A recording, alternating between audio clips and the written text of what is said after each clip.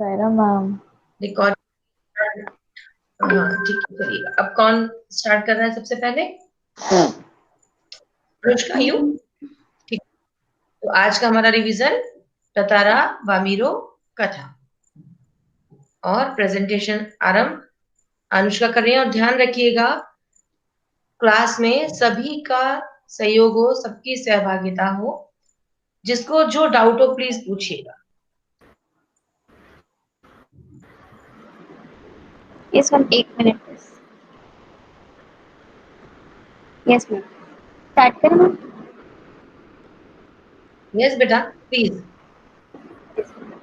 ओम श्री साईराम। पाठ 3, वर्ष ततारा वामिरो कथा, जिसके लेखक हैं लीलाधर मंडलोई।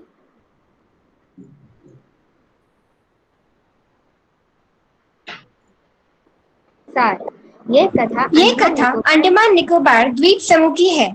इस कथा में लिटिल अंडमान और कार निकोबार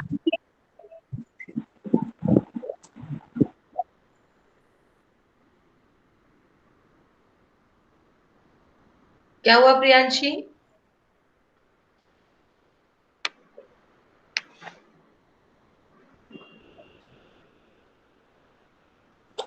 नथिंग मैम। सार, यह कथा अंडमान निकोबार द्वीप समूह की है। इस कथा में लिटिल अंडमान और कार निकोबार के अलग होने के बारे में बताया गया है, जो अब एक दूसरे से 96 किलोमीटर दूर है। यह कथा कुछ इस प्रकार है। सदियों पहले जब लिटिल अंडमान और कार निकोबार जुड़े हुए थे, वहाँ की एक परंपरा थी जिसके अनुसार किसी अलग गांव के पुरुष महिला से विवाह निषेध था।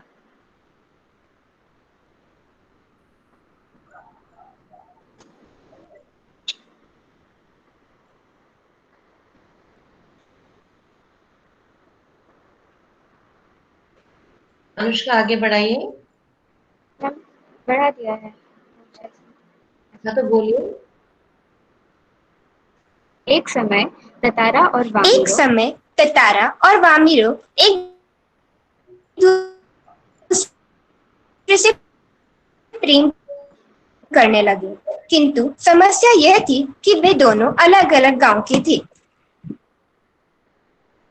धीरे धीरे यह बात दोनों के गांव में पहुंच गई एवं सभी ने उन्हें ऐसा करने से रोका, किंतु उन पर इन बातों का कोई असर न था। एक दिन जब ततारा के गांव में एक त्योहार मनाया जा रहा था,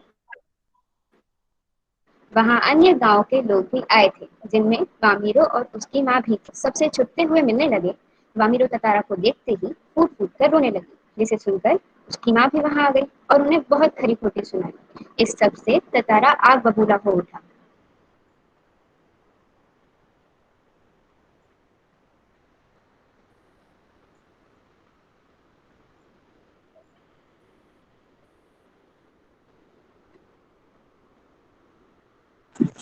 उसने अपनी यथाकथित दैवीय शक्तियों वाली तलवार निकालकर उसे बलपूर्वक जमीन में गाड़ दिया और एक लंबी रेखा खींची।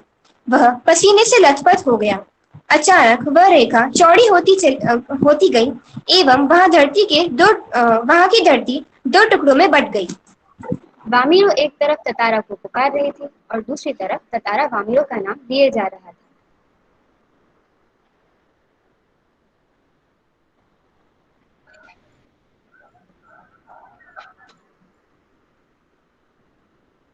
प्रियांशी, अनुष्का कंटिन्यू करें। ततारा बहते हुए कहाँ गया कोई नहीं जानता, एवं वामिरो भी सुध खो बैठी और ततारा को हर जगह ढूंढती रहती। इस घटना के बाद निकोबारियों में कई बदलाव आए। अब वे दूसरे गांव में भी आपसी वैवाहिक संबंध बनाने लगे। मूल भाव। ततारा वामिरो कथा मानवीय संबंधों को स्थापित करने वाली रोचक प्रेम कथा है। यह एकता और तथा आत्मीयता का नीरव संदेश कथा देती है। मानवीय ईमान संबंधों को स्थापित करने वाली एक रोमांचक प्रेम कथा है। यह एकता तथा आत्मीयता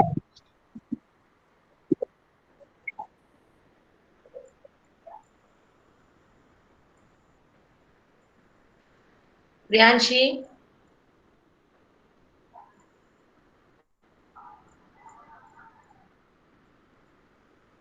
प्रियांशी आवाज नहीं आ रही बेटा।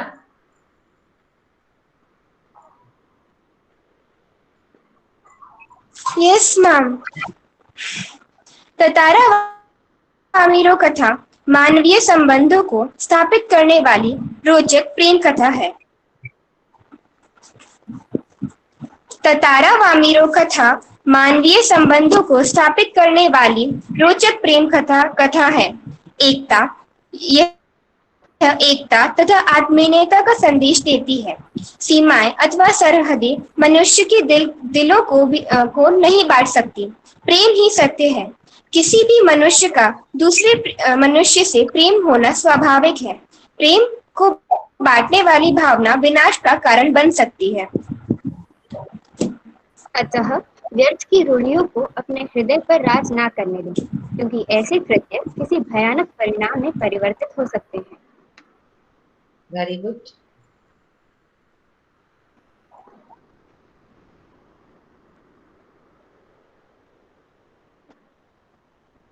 शब्दार्थ।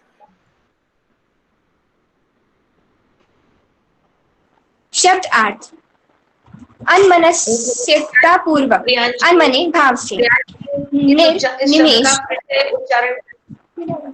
निर्निमेष अपलक विलक्षण का शब्द का अर्थ है अद्भुत।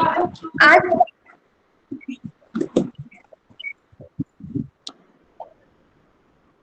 प्रियांशी आपकी आवाज नहीं आ रही। अनुष्का एक बार आप बोले। Yes ma'am. शब्दार्थ अन्य मनस्कता पूर्वक यस अनमने भाव से निर्निमेष अपलक विलक्षण अद्भुत आंच रहित पाठ में बिना उत्सुकता के हृष्ट पुष्ट ताकतवर किंग कर्तव्य मूल जिसे यह न पता हो कि आगे क्या करना है। मुहावरे व लोकोक्तियां।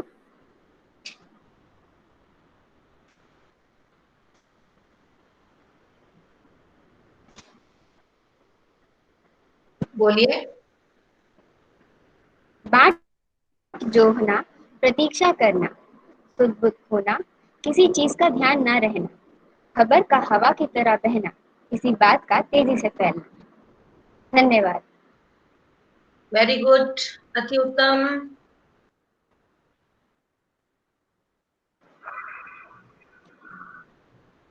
दोनों बच्चों ने बहुत अच्छे से बताया। Thank you. अच्छा, इसमें जो एक शब्द है, दो शब्द कहेंगे, एक अन्य मनस्कता पूर्वक। सभी बच्चे इस शब्द को बोलने का और इसका अर्थ जानने का प्रयास करेंगे। शुभम, आप ट्राई करेंगे? क्या शब्द है ये, क्या उच्चारण है? अन्य मन नहीं। का पूर्वक। अच्छा, चारू। मैम मैं एक मिनट वो हाँ देख बिल्कुल सकता बिल्कुल, हूँ। देखिए किताब सबके सामने होनी चाहिए। चारू, आप कोशिश करें।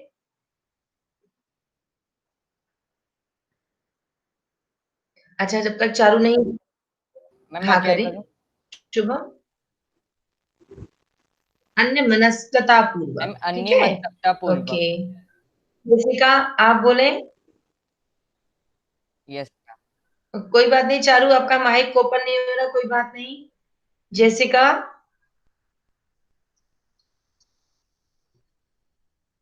बताएं, इस शब्द को बोलें। Yes ma'am.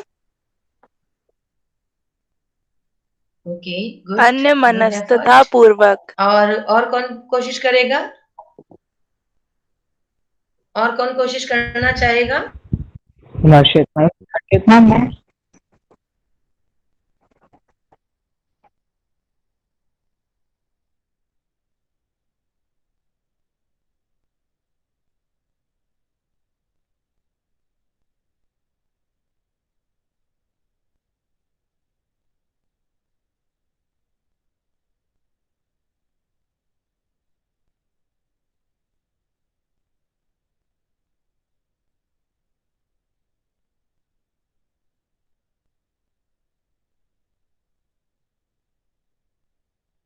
मैम आपकी आवाज नहीं आ रही।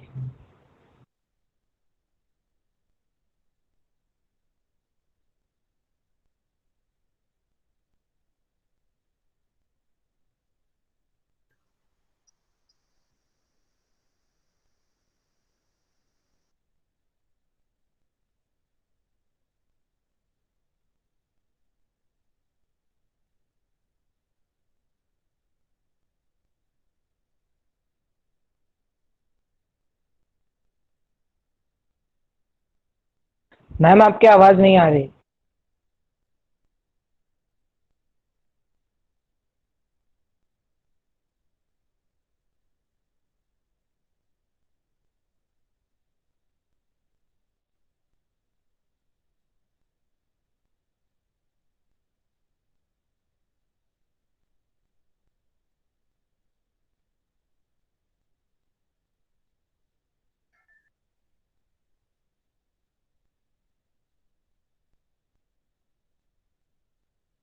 आवाज आ रही है सभी को?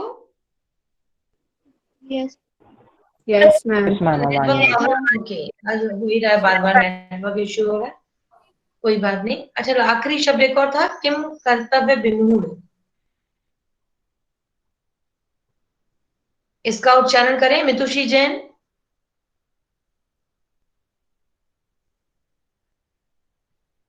मितुषी, आपको मेरी आवाज आ रही है बेटा? चलिए ठीक है। हाँ मितुषी, मैम 1 मिनट। हाँ, किताब सभी लोग सामने रखेंगे, आप अपनी पुस्तक को सामने रख के पढ़ेंगे। मैम वर्ड एक और बार रिपीट कर दीजिए। हम नहीं रिपीट करना चाहते, आप बोलिए, आपकी किताब में है ये शब्द, शब्दार्थ में भी शामिल है शायद, देखिए, ध्यान से देखिए। साक्षी, मैम कौन सा वर्ड था? जो आखिर में दो ही शब्द तो बड़े हैं इसमें, एक अन्य मनस्क पूर्वक, एक और है। मैम मेरा डिस्कनेक्ट हो गया था, बार बार हो रहा है। ठीक, किम कर्तव्य विमूढ़। हाँ, किंग कर्तव्य very good, very good, very good, good good. सभी बच्चे, चाहे माइक ऑन हो पा रहा है या नहीं हो पा रहा है, सभी बच्चे इस शब्द का अपने अपने स्तर पर उच्चारण करके देखेंगे, ठीक है? दोनों ही शब्द, मैं समझती हूँ आप में से बहुत से बच्चों को नहीं पता होंगे। अनुष्का, आपकी आवाज नहीं आ रही, आप कुछ कहना चाहती हो? मैम मैं बस उन्हें प्रोनाउंस करके देख रही थी। अच्छा, उच्चारण करके देख रहे थे, ओके गुड। चलिए, ये बात, इस पाठ की समरी, इस पाठ का सारांश, इस पाठ का मूल भाव सब आप दोनों ने मिलकर बताया। और इस पाठ में ततारा बामीरो का जो संबंध था, जो आपस में उनका एक दूसरे के प्रति लगाव था, वो ठीक है, लेकिन यहाँ इस ऑनलाइन क्लास में अनुष्का और प्रियांशी ने जिस समर्पण से, एक दूसरे के प्रति जिस ट्यूनिंग से, जिस कोऑपरेशन से पाठ प्रस्तुत किया, वो भी बधाई का पात्र है। इसलिए very good, very well done आपके कोऑर्डिनेशन के लिए। जहाँ एक की आवाज टूट रही थी, वहां दूसरे ने उसे संभाल लिया, है ना? तो आवाज में जो व्यवधान आ रहा था, वो नेटवर्क प्रॉब्लम है। तो आवाज में व्यवधान आना या क्लास से बाहर चला जाना, ये होता है, लेकिन आवाज में व्यवधान आया तब आपने एक दूसरे को संभाला। ऐसा भी हो सकता है कि प्रेजेंटेशन देते देते हमारा कोई साथी या इवन टीचर भी क्लास से बाहर हो जाए, उस परिस्थिति में भी क्लास को आगे ले जाना, क्योंकि हम जानते हैं रिकॉर्डिंग हो रही है, क्लास आपकी रिकॉर्डिंग में है। अगर रिकॉर्डिंग के दौरान 5-7 मिनट का गैप आ जाता है, क्योंकि जो भी गया वो रिज्वाइन करता है, तो जब तक वो रिज्वाइन करता है, तो कई बार जब तक नेट कनेक्टिविटी नहीं मिलेगी, देर लगती है, मुश्किल होती है। ऐसे में अगर आप लोग क्लास को संभालते हैं, तो ये अपने आप में बहुत बहुत बहुत प्रशंसा की बात है, ठीक है? तो इस पाठ के प्रश्नोत्तर से संबंधित अब किसी को कोई संदेह हो तो प्लीज पूछिएगा। मैम कहीं कृत्य मतलब क्या होता कृत्य माने बेटा काम, कार्य, जैसे ये शुभ कृत्य अच्छा काम, दुष्कृत्य बुरा काम, ठीक है? है? Yes ma'am. Is it clear? Ma'am okay, इसका मतलब क्या होता है? किसका बेटा, फिर से पूछिए। चित। नहीं आवाज आ रही बेटा, आप लिख के बताएं। हाँ, मैम च में छोटी की मात्रा त और आधा त, चित। चित्त, चित्त माने मन। कहीं चित्त नहीं लग रहा था, मन, ठीक है? मैम एक अच्छा, एक और अच्छी बात है, एक होता है चित्त और एक होता है चित्त, दोनों में क्या अंतर है? चित्त और चित्त डबल था और एक ही था। मैम एक होता है मन वाला और एक होता है हरा देने वाला। चित कर देना। यस, ये होता है ना, उसे जैसे कुश्ती में चित कर देना। तो चित कर देना माने हरा देना, ठीक है, लेकिन चित करना माने कौन सी पोजीशन? हरा देना, चित करना माने पीठ के बल लिटा देना। बेहोश कर देना, बेहोश कर नहीं, बेहोश नहीं कर देना। आपने कुश्ती में देखा है ना, जब कुश्ती होते होते किसको हार मान लिया जाता है? शाहरुख खान ने चित्त कर दी। शाहरुख खान ने चित कर दिया, यानी सामने वाले को जमीन पर लेटा दिया, हटा दी। पीठ पीठ के बल लेटा दिया, और फिर व्यक्ति उसके ऊपर बैठ के, है ना, अपनी विक्ट्री, अपनी सफलता को सिद्ध करता है।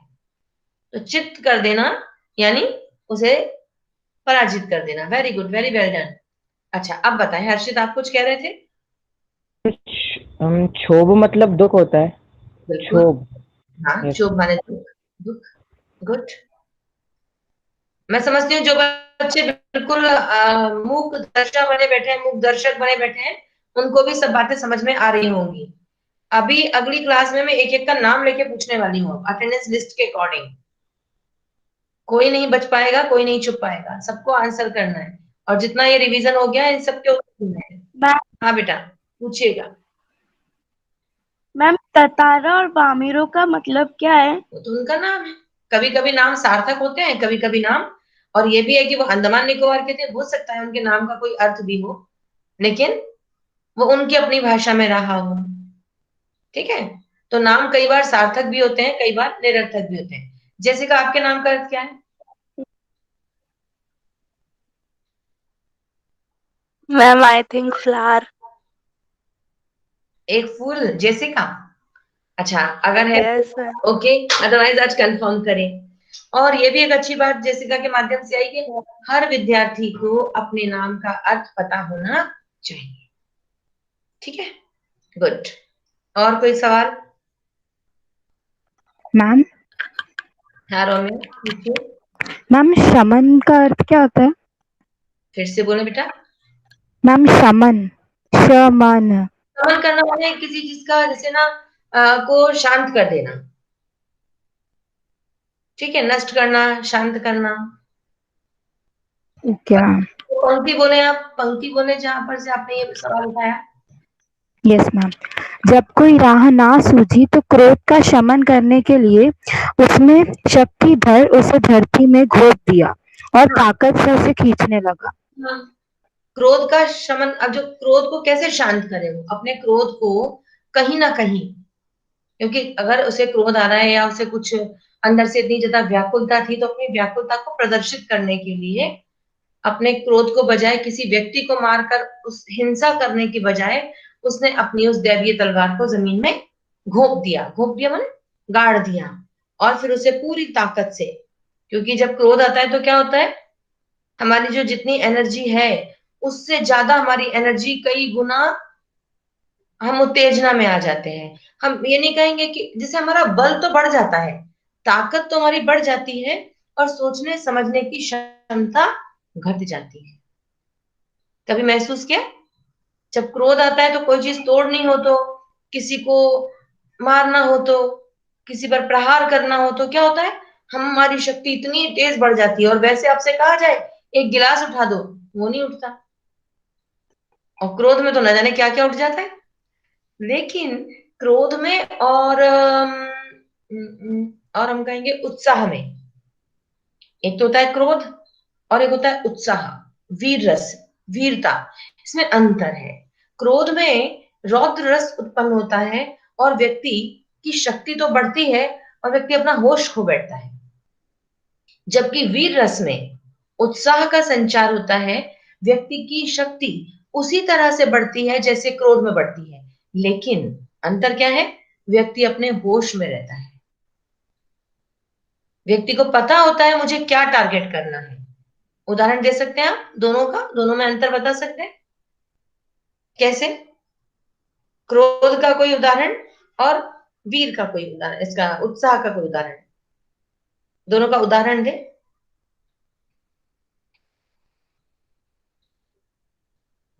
और एक और बात बताएं, एक और अंतर बताएं। जब क्रोध होता है, क्रोध का जो परिणाम होता है उसमें मासूम शिकार हो जाते हैं, जिसकी कोई गलती नहीं है वो सब मारे जाते हैं, वो भी लपेटे में आते हैं। लेकिन जब वीर रस होता है, उत्साह होता है, तो जो जो अपराधी है उसी को सजा मिलती है। चलिए समय ना लेते हुए हम बता देते हैं, फिर आप इस पर चिंतन कीजिएगा, सोचिएगा। क्रोध, जैसे कोई आतंकवादी अटैक कर रहा है, ये जबरदस्ती का ना एक बलबला है, एक क्रोध है, उसके अंदर भरा हुआ एक रौद्र रूप है जो निकल कर बाहर आता है। और उसी रौद्र का जब हम प्रत्युत्तर देते हैं, हमारे फौजी, हमारे सैनिक, हमारे सिपाही, तो क्या है वो क्या है? वो वीरता है ना। अपने तो वो अपने लिए नहीं मार रहे हैं, वो क्यों मार रहे हैं? देश की रक्षा के लिए। ठीक है। तो जब कोई अनावश्यक तौर पर अपने स्वार्थ के लिए, जैसे मान लीजिए कोई किसी का चोरी करने घुसा, अब वो चोरी नहीं कर पा रहा है, सामने वाले ने, किसी ने विरोध किया और उस चोर ने सामने वाले पर अटैक किया, तो ये क्या है? ये क्रोध है, क्योंकि उसने अपने स्वार्थ के लिए सामने वाले को, निर्दोष को मारा। और यही इसी जगह पर अब एक पुलिस वाला आता है और वो उस चोर को मारता है। तो अब पुलिस वाले के द्वारा, भले पुलिस वाले ने चोर को उतना मारा जितना कि उसने उस व्यक्ति को नहीं मारा, चोर तो कम मार पाया था और पुलिस वाले ने उसकी अच्छे से ठुकाई की। तो वीरता का सम्मान किसको मिलने वाला है? पुरस्कार किसको मिलने वाला है? सिपाही को, है ना। क्योंकि उसका जो कृत्य है, अब जो कृत्य शब्द पूछा था, उसका जो कृत्य है वो वीरतापूर्ण है, वो सराहनापूर्ण है। ठीक है। Is it clear? ओके, चलिए और कोई सवाल, और कोई प्रश्नोत्तर शब्द, कुछ भी? मैम हाँ बेटा। मैम यहाँ पे एक और सेंटेंस यूज हुआ है, यह एक श्रृंगार गीत है मैम, मतलब? श्रृंगार गीत? Yes ma'am. हाँ, तो श्रृंगार, अब ये भी एक रस है। आज क्या बात है, आज हमारी क्लास रस की क्लास में तब्दील हो गई है बातें करते करते। श्रृंगार रस मनुष्य के सभी के हृदय में स्थायी भाव रहते हैं। ठीक है। स्थायी भाव माने जन्म के साथ कुछ हमारी प्रवृत्तियां होती हैं, वो हमारे साथ होती हैं। जैसे जैसी परिस्थितियां मिलती हैं वो स्थायी भाव पुष्ट हो जाते हैं उद्दीपन से। और फिर जब हम कुछ शारीरिक, मानसिक, वाचिक क्रियाएं करते हैं, बोलकर, हाथ पैर हिलाकर, जब हम कुछ क्रियाएं करते हैं, तब हमारे अंदर से जो भाव प्रकट होता है उसे रस कहते हैं। ये आपकी भाषा में समझा रही हूं। ठीक है। जैसे अगर मान लीजिए मुझे किसी छोटे से बच्चे को देखकर बहुत अच्छा लग रहा है, अभी मुझे सिर्फ अच्छा लग रहा है उसको देखकर, लेकिन तब तक क्या हुआ, उस बच्चे ने बहुत प्यारी सी स्माइल दी, ये स्माइल क्या हो गया? उद्दीपन। अब जब उसने स्माइल दी, अच्छा तो मुझे वो वैसे ही लग रहा था, अब जब उसने स्माइल दी तो मुझसे रहा ना गया, आगे बढ़कर मैंने उसे गोद में उठा लिया। तो उसे गोद में उठा लेना, उसे प्यार करना, ये क्या है? ये अनुभव होते हैं। यहां पर कौन सा रस प्रकट हुआ, कोई बता सकता है? वो बालक जो है वो आलंबन है, बालक जो है वो आलंबन है। मैं, क्योंकि मेरे हृदय में भाव उत्पन्न हुआ तो मैं आश्रय हूं। ठीक है। तो कौन सा रस उत्पन्न हुआ, किसी को नहीं पता? अरे इतना तो हमारे भले कोर्स में रस नहीं है, लेकिन हमें पता होना चाहिए। अच्छा, सूरदास जी के जब उन्होंने कृष्ण जी का वर्णन किया है बालपन का, तब कौन सा रस होता है? श्री कृष्ण का बाल वर्णन। फिर तो आज बहुत अच्छा टॉपिक शुरू हुआ, क्योंकि आप में से किसी को नहीं पता था। इतने बड़े होने तक तो ये रस पता होने चाहिए। ठीक है, मैं बताती हूँ। इसे कहते हैं वात्सल्य रस, पुत्र विषयक प्रेम। यहाँ पुत्र माने बेटा ही नहीं है, बेटी भी हो सकती है, संतान विषयक प्रेम। लेकिन जब हमारे हृदय में स्थित प्रेम नाम का स्थायी भाव जागृत होता है, तब होता है श्रृंगार रस, जो रोम्या ने पूछा। श्रृंगार का स्थायी भाव है रति या प्रेम। ये प्रेम जब हम उम्र लोगों के प्रति होता है तब इसे हम श्रृंगार कहते हैं, जैसे राधा कृष्ण। ठीक है, जैसे आप कह सकते हैं ततारा बामीरो, इनके मध्य में जो प्रेम है वो एक दूसरे के प्रति युवावस्था का सहज आकर्षण। तो यहाँ पर जो प्रेम उत्पन्न हुआ वो कौन सा है? उसका स्थायी भाव क्या है? रति या प्रेम। रस कौन सा है? श्रृंगार। ठीक है, श्रृंगार रस कब हो जाता है? आपने देखा जब ततारा गाना गा रही थी और बामीरो उसके सामने आ जाता है, ततारा गाना गाना बंद कर देती है और बामीरो क्या कहता है? तुमने गाना गाना क्यों रोक दिया? बामीरो गाना गा रही थी।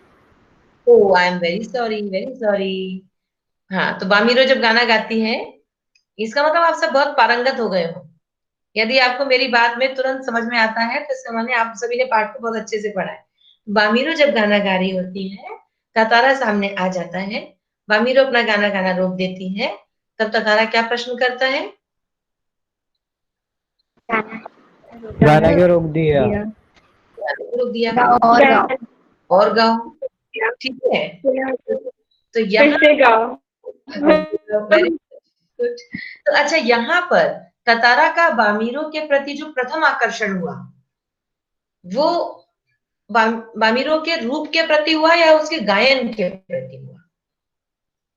गायन। गायन के प्रति। उसका जो खिंचाव हुआ है ना, गायन के प्रति। बिल्कुल गायन के प्रति हुआ, उसके गुण के प्रति हुआ। तो उसके उस गुण से, गायन की कला से, उसके गानपन से जो ततारा था वो उस दिशा में खिंचा चला आया जहां से ये मधुर आवाज आ रही थी।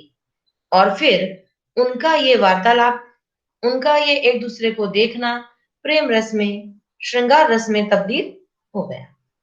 ठीक है, रोमे समझ आया तुमको श्रृंगार रस? यस कोशिश करें मैम। आप सभी बच्चे, क्योंकि जब आप किसी भी कविता का सौंदर्य बोध लिखेंगे तब आपको ये रस काम आएंगे, राइट? तब ये रस आपको काम आएंगे। तो आप अगर हम कोशिश करेंगे, हम अपनी एक क्लास रसों के नाम करेंगे, उसमें रस, उसके स्थायी भाव और उसके उदाहरणों की चर्चा करेंगे। क्लियर? चलिएगा, अभी पूछा गया सवाल है श्रेयस्कर का मतलब क्या है? बताइए, कौन बता सकता है? श्रेयस्कर का मतलब, श्रेय का मतलब क्या? श्रेष्ठ। हाँ, खुशी देने वाला। क्या बेटा? खुशी देने वाला। नहीं, खुशी नहीं, श्रेय, श्रेय, श्रेय देने वाला, है ना? दो बातें होती है, श्रेय माने यश, प्रसिद्धि। क्रेडिट देने वाला।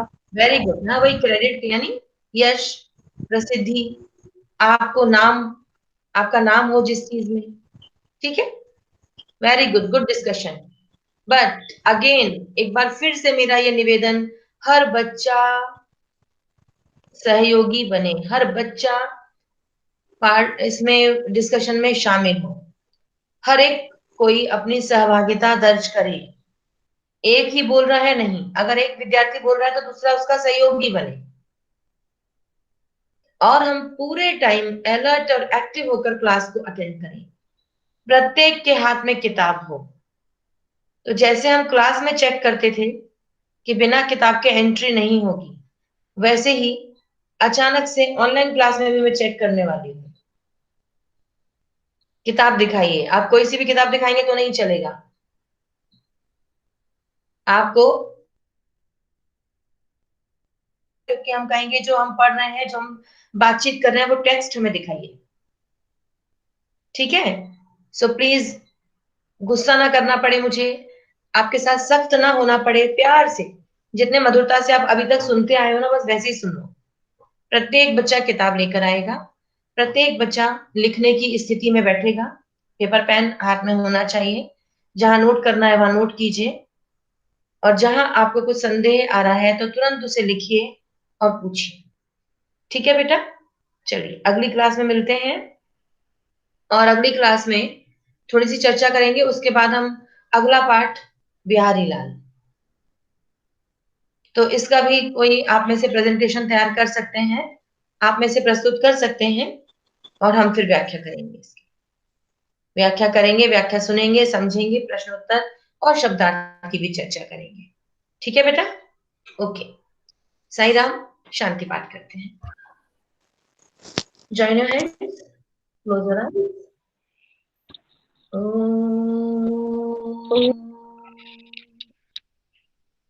शांति शांति शांति। साई राम बेटा, God bless you, take care. Saira ma'am, thank you ma'am. Thank you. Sai Ram.